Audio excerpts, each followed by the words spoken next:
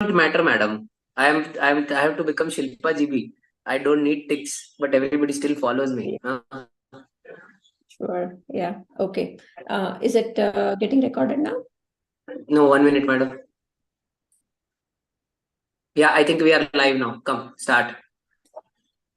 Yeah. So good morning, everyone. I welcome all of you to this session on OHSS.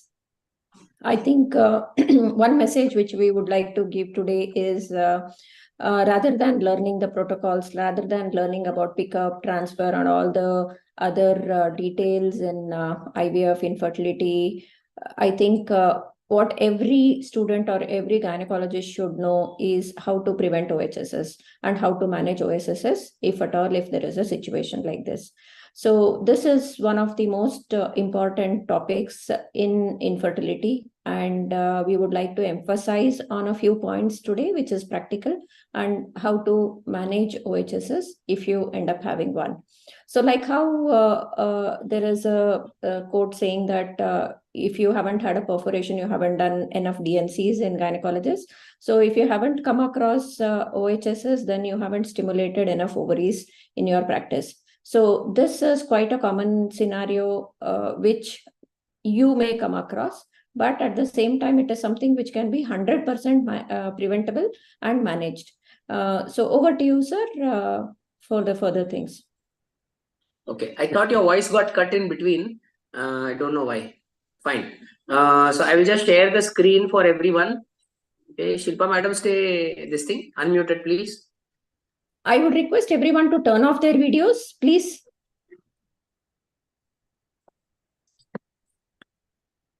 Okay, can you see the screen, Shilpa Yes, madam? yes, sir. Yes, sir. Okay, fine. See, OHSS basically is simple, no? We are trying to deal with ovarian hyperstimulation. And it doesn't really mean that when we are trying to deal with ovarian hyperstimulation, it is a problem in the dosage. It doesn't mean that you have given a hyper dosage here. Okay, the problem is to a standard dosage as well of any drug which you have administered, there is a hyperstimulation which has occurred. Okay, just remember one thing. This is going to be a very practical class, so let's not get into the actual minute details. I'm going to try and finish everything within 15 minutes. Okay, so here, whenever we all know the physiology of the menstrual cycle, we have studied it, and let's revise this again. We need a peak of estradiol to happen. Okay, this peak of estradiol is mandatory for LH surge.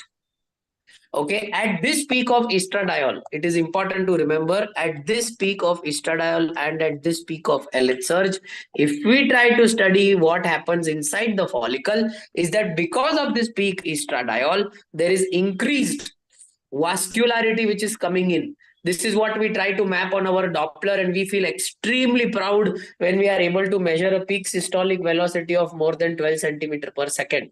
Okay, so what does that mean? Is that there is a good amount of vascularity coming inside, and what this does is this excessive amount of vascularity is mediated by vascular endothelial growth factor due to a rise in estradiol. Okay, so one of the things which contributes to the success rate of ovarian hyperstimulation in any patient is basically your supraphysiological level of estradiol.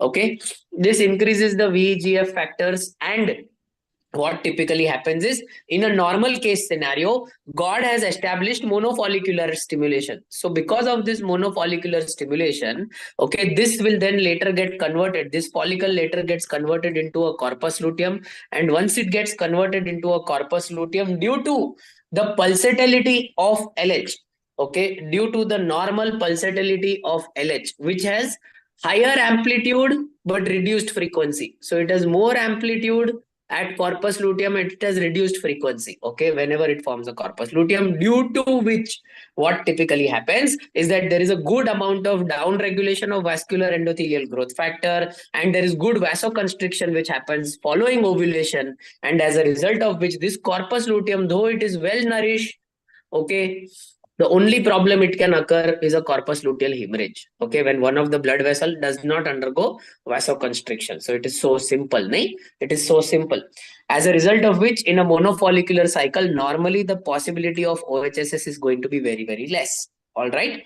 Now, problem in IVF is this peak almost never occurs. See, we have drawn this now. Now, this down regulation of this down peak of estradiol never occurs in IVF or in stimulated cycles. The reason why it doesn't occur is because of multifollicular development. As we all know, there are so many follicles which are secreting estradiol, as a result of which the estradiol, this value normally in a cycle is around 200 to 300, but in IVF it is going to be, let's say, approximately 2000 for a normal responder, sometimes 3000. So what happens is, even if it comes down, okay, it hardly ever comes down, and despite that, despite there being a supraphysiological estradiol, we are giving an LH surge in the form of an HCG or a GnRH agonist trigger, and that is the thing which is causing the problem. All right, especially the HCG trigger, because HCG trigger has a long lasting effect over the corpus luteum. So now you come to the OHSS problem. In OHSS, because of this HCG, which is going to cause a sustained effect, okay, this vascular endothelial growth factor is going to be high. Already estradiol is very high. Okay, so there is a risk that multiple follicles like this, you have 3 to 4 follicles, all these follicles, okay, the vasoconstriction will almost never happen, despite there being formation of a defective corpus luteum, which is why you need a luteal phase support. Defective corpus luteum happens due to abnormal LH pulses induced by HMG. Okay, so what typically happens is, these vessels which are present surrounding these follicles, they will keep on discharging. And when they keep on discharging, initially what will happen is the ovary will become bulky.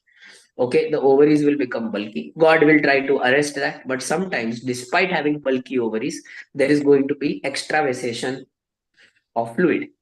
Okay, and that extravasation of fluid is going to be typically characterized by abdominal distension, heaviness in the lower abdomen, loss of appetite, and then of course, when you have severe cases, you are going to have reduced urine output, and you are also going to have breathlessness.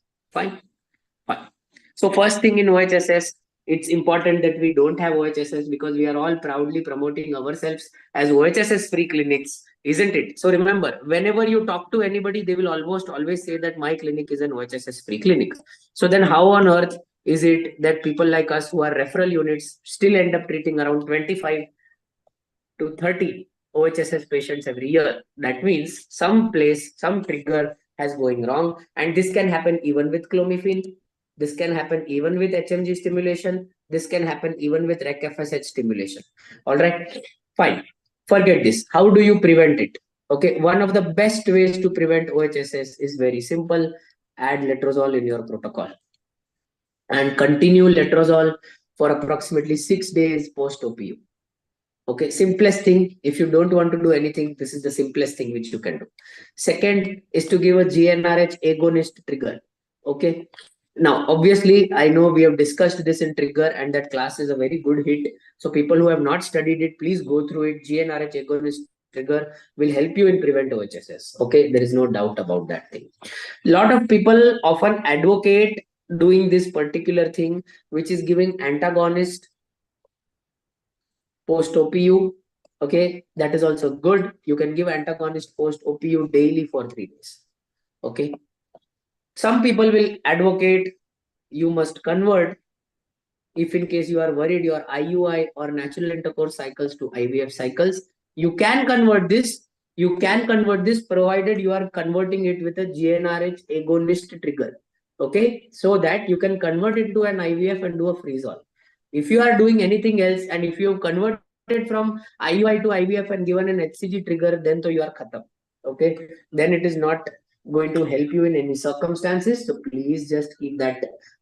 Please just keep that in your mind. All right.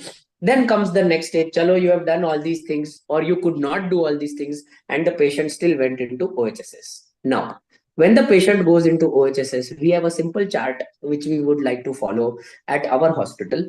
And I'm sure this is a chart which everybody probably can try to follow in their own hospital as well.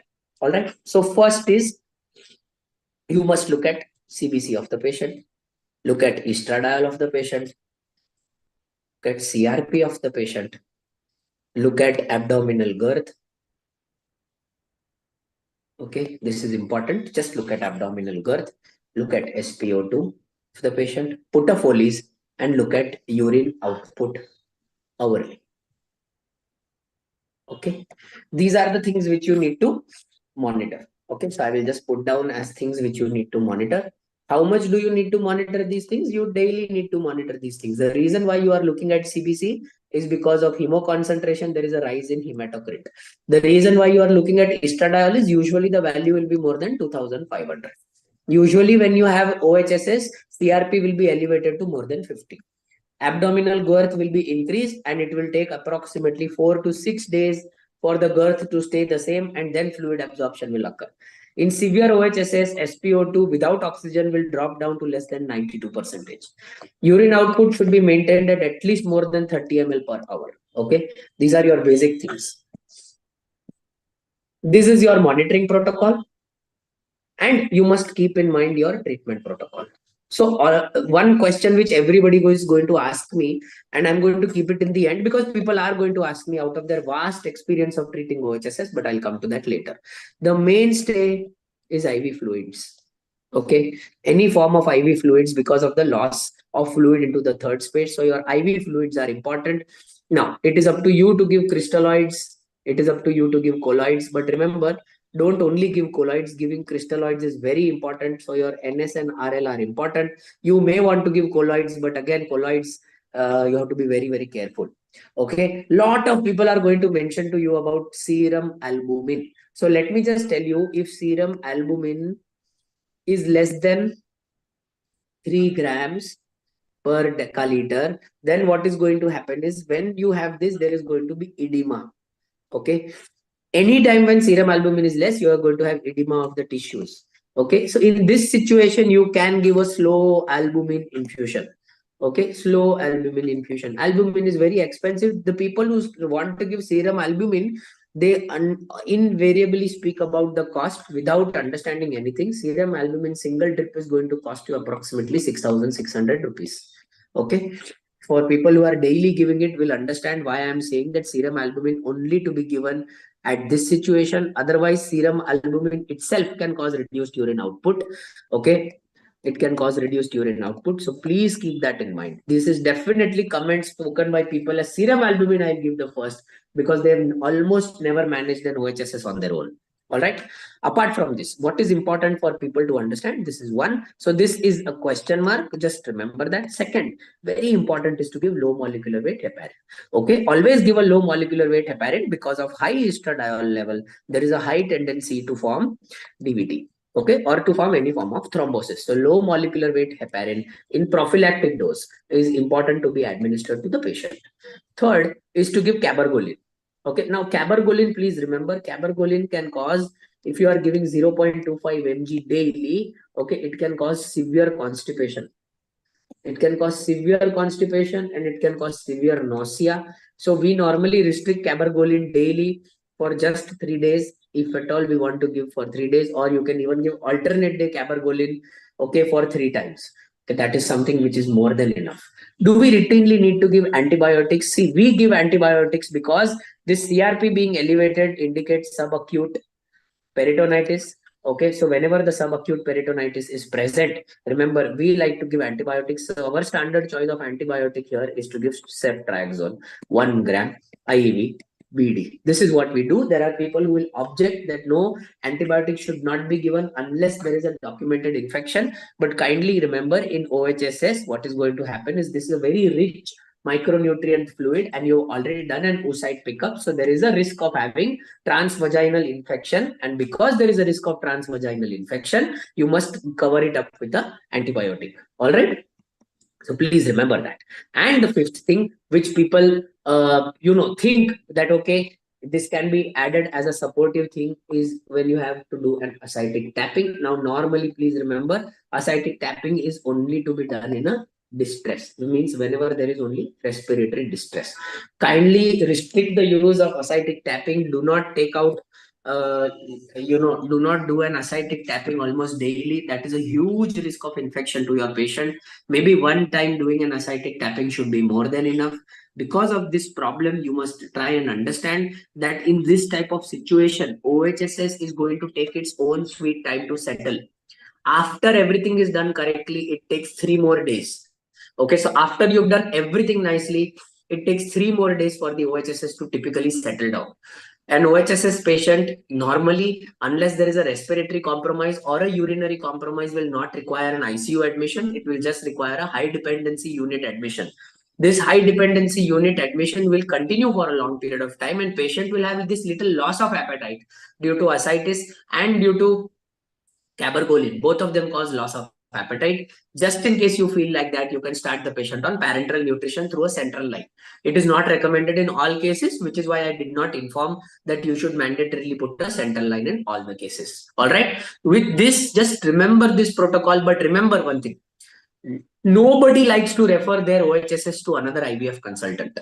Okay, nobody likes to do that. Nobody. As a result of which, it is the most important thing to remember that we should try to manage in such a manner that our patient does not have OHSS, isn't it? As a result of which, it is important to understand to do controlled individualized ovarian stimulation. When you get into that habit of doing controlled individualized ovarian stimulation, you will do very well and you will definitely reduce your OHSS risk.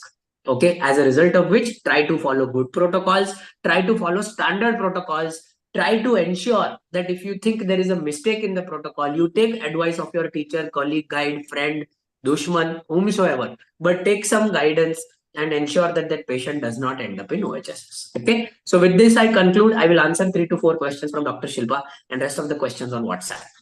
Yeah. So what is the dose of Antag? You didn't mention the dose of Antag. Do you give OD, BD? How many days? It depends, madam. If the patient is less than 75 kgs, we are giving OD. If the patient is more than 75 kgs, we are giving BD. What is the role of diuretics in severe OHSS? Try and avoid diuretics in severe OHSS because that is going to reduce the fluid from intravascular component even further. Don't try and push diuretics inside these patients. Rarely.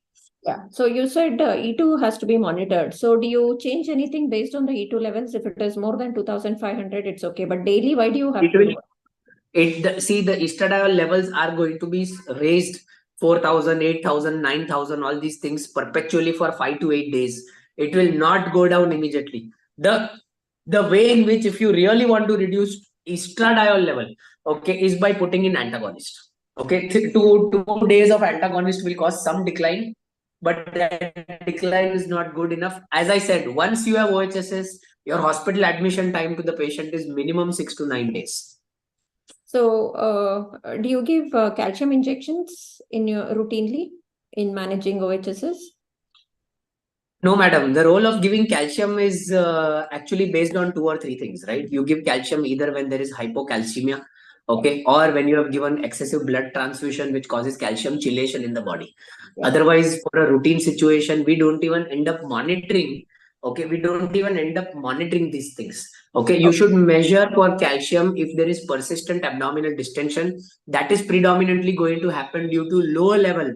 Okay, that is predominantly going to happen due to low level of albumin. So if you correct albumin in them, that paralytic ileus will settle down and it is less of an electrolyte imbalance because remember, these people are eating food.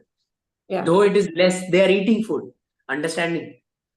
Okay. Role of ecosprin. Do you add ecosprin along with low molecular weight heparin? No. Heparin is enough, madam. But if patient has taken ecosprin, patient can continue that. Okay. So what about metformin and norethistyrone? Do you add them? I don't add them. No. Okay. Potassium restricted diet, do you advise? No. Okay. So in case if you get a situation where you have to terminate the pregnancy because of the OHSS. Mm-hmm. So have you done it in your practice? I mean, because of OHSS, have you terminated? So honestly, remember, this pregnancy associated OHSS is actually one of the worst things to manage because it is a little late OHSS. Okay, it is not a very early OHSS. See, corpus luteum is going to be sustaining, okay, in that pregnancy somehow because of placental secretion of HCG. So no matter what you do, that is a prolonged OHSS which you end up managing. All right. And whenever it is a prolonged OHSS, you end up managing. We at least don't recommend termination of pregnancy. We don't recommend. We allow the pregnancy to continue. But just remember one thing, there is a very high risk of developing retrochorionic hematomas in this situation because of the additional medicines which you are doing. Like for example, when you are giving antagonist, there is a high risk that that corpus luteum will get defective. So despite giving excellent luteal phase support, there will be retrochorionic collection. But that is the only thing. We don't terminate, madam. Okay. So there is a study where they have done and seen that mifepristone for termination causes mucinous pleural ascites, but that should be one of the rare things. Yeah, but otherwise, do you have ICU set up to manage the OHSS in your facility? As you have seen, my hospital, we don't have an ICU. But what we normally do is we shift all the ICU admissions to, there are so many ICUs close to us, So we shift them there, madam, very frequently. So how do you prevent torsion in these cases? Yeah, see, remember one thing. What is going to happen is this ovary is going to go outside the pelvis. Yeah. Okay. And because it is going to go outside the pelvis, there may be a risk of torsion in this particular situation. You can't really do much about it, very honestly. Okay. The only thing to reduce torsion is to reduce the bulk of the ovary.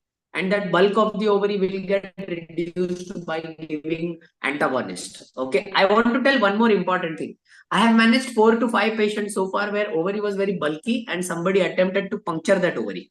Okay, somebody attempted to puncture that ovary because some Mahagyani had told them that if you puncture that ovary, what is going to happen is that the bulk of the ovary will go down. So they did that excellently, and patient went into shock. Okay, this shock is hemorrhagic shock. Okay, so when you puncture that ovary, you will also puncture the blood vessel.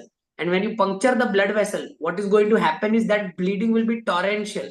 In that situation, you will have to do clipping of the infundibulopelvic ligament, identify the vessel, do cystectomy or partial oophorectomy, and then bleeding will stop. Okay, it's a very horrible thing to do. Okay, it's a very horrible thing to do. That is to puncture that OHSS ovary. No. See, I think we should get this right. See, what has been taught conventionally, okay, is that if the bulk of the ovary is quite significant, then you aspirate the follicles to reduce the bulk of the ovary. And many times, I mean, it was advocated to do it even 2 times. So you are saying that if you puncture those follicles which are there, it is going to cause hemorrhagic shock. It has a very high risk of causing bleeding from that, and the patient will end up in a hemorrhagic shock. So don't puncture that ovary. So if the ovary size is, let's say, like 20 to 25 centimeters, you would still... It will reduce, madam. Give it 4 to 6 days, the size will reduce. Give it 4 to 6 days, the size will reduce, madam. Because what we normally feel is that there is a reduction in that size of the ovary. That reduction is temporary. Okay, immediately the next day, okay, there will be hemorrhage inside the same cyst and it will come back. Okay. Yeah, I think we are done. We'll take the rest of the questions in the WhatsApp group.